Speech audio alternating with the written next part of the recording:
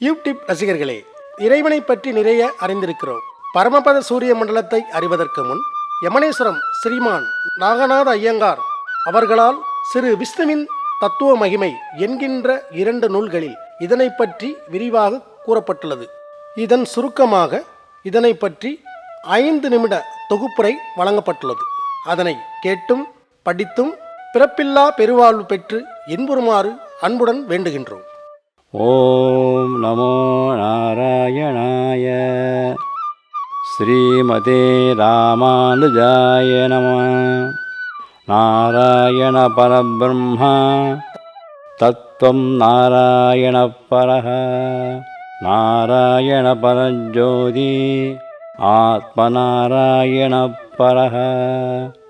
நாராயணனே பரம்பொருள். நாராயணனை பற்றிய தத்துவமே உயர்ந்தது. நாராயணனே மேலான ஜோதி. நாராயணனே பரமாத்மா.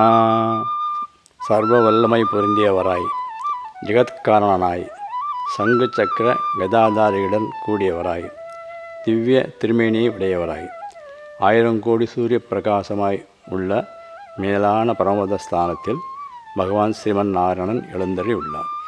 இந்த பரமபத ஸ்தானமானது என்றும் நித்தியமானது, அழிவற்றது, காலதேச வர்த்தமானத்திற்கு அப்பாற்பட்டது.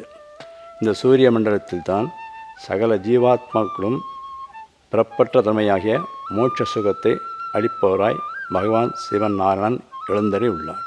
இந்த சூரிய மண்டலத்தையும் அதில் எழுந்தருளி உள்ள ஸ்ரீமன் நாராயணனை தியானம் ஜபம் மூலமாக நுட்பமாய் அறிவதற்கான வாய்ப்புகள் உள்ளதாகவே வேதங்களிலும் அவற்றின் சாரம்சமாக விளங்கும் உபனிஷதங்களிலும் இதிகாசங்களிலும் புராணங்களிலும் கூறப்பட்டுள்ளன.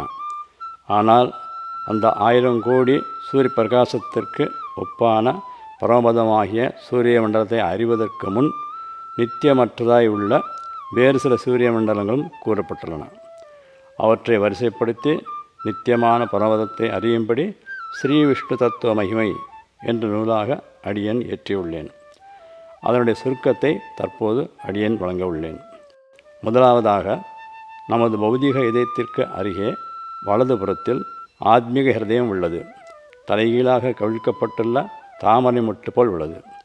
அதில் மிகவும் நுட்பமான ஆத்மீக ஒளி உள்ளது. அதில் பகவான் அணுவிற்கும் அணுவாய் எழுந்தருளி உள்ளார். நாம் செய்யும் நற்காரியங்கள் அனைத்தையும் இயக்குகிறார். நமது புறக்கண்களால் காணப்படும் சூரிய மண்டலம் முழுவதும் இதில் அடங்கும்.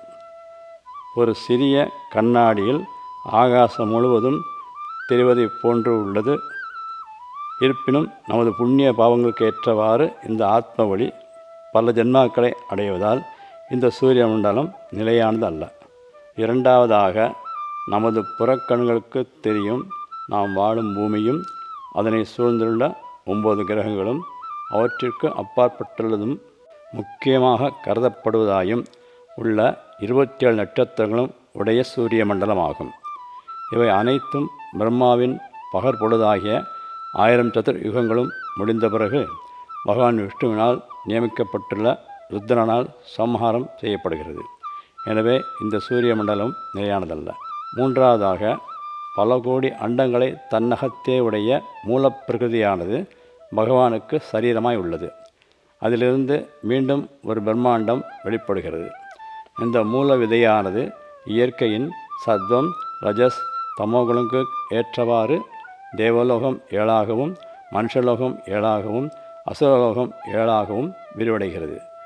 இந்த மூவல் உலோகங்களும் பகவான் விஷ்ணுவின் விஸ்வரூபியாய் ஒரு விசேஷமான சரீர நிலையில் தாங்கப்பட்டுள்ளன. இவை ஒவ்வொன்றிலும் ஒரு சூரிய மண்டலம் உள்ளது.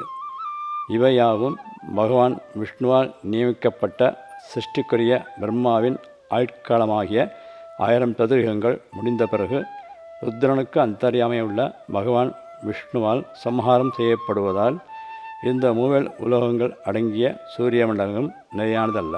நான்காவதாக, மூவல் உலோகங்களுக்கும் வலதுபுறத்தில் இருந்து ஒளி பரப்பும் 12 ஆரங்களுடனும் 7 குதிரைகளும் பூட்டப்பட்டுள்ள ஒற்றை சக்கரத்தேரில் பவனி வரும் சூரிய புராணத்தில் வரும் சூரிய பகவான் ஆவார். இவர் மூவேழ் உலகங்களுக்கும் பகற்பொழுதாகிய உத்தராயண காலத்தையும் இரவு பொழுதாகிய தட்சாண காலமும் உண்டாக்கக்கூடிய தேரில் பவனி வருகிறார்.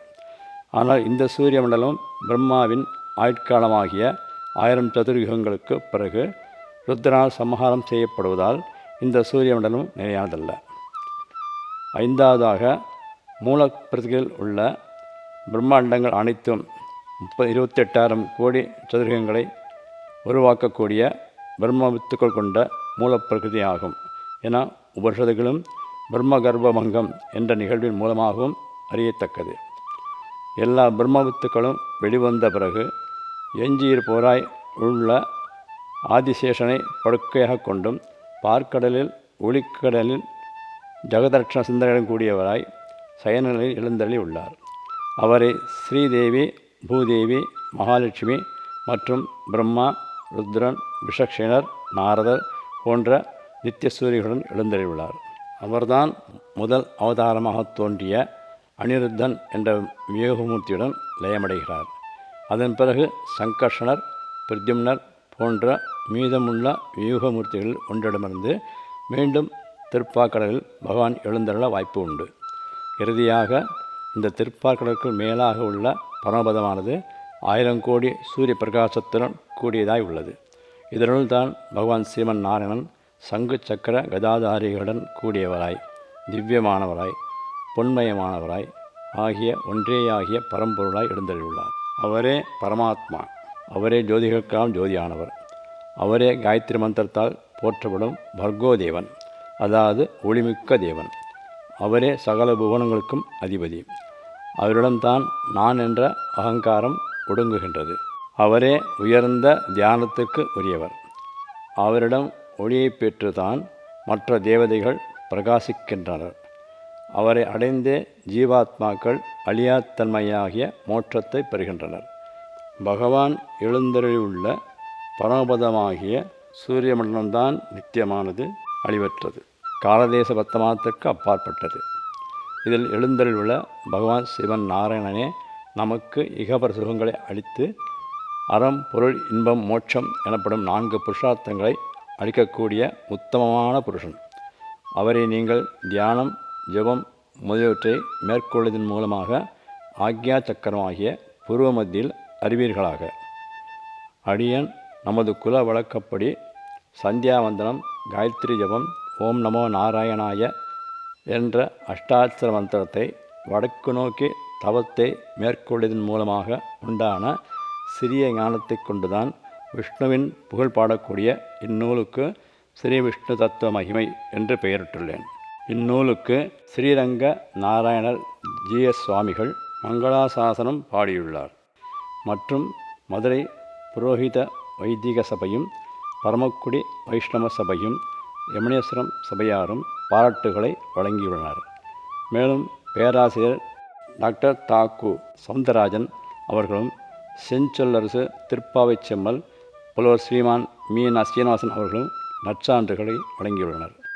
மேலும் இந்த நூலில் பகவானுக்கு சரீரமாக விளங்கும் இந்த காரணகாரிய பிரபஞ்சமானது தேரின் வடிவமைப்பை உவமையாக கொண்டு விளக்கியுள்ளேன்.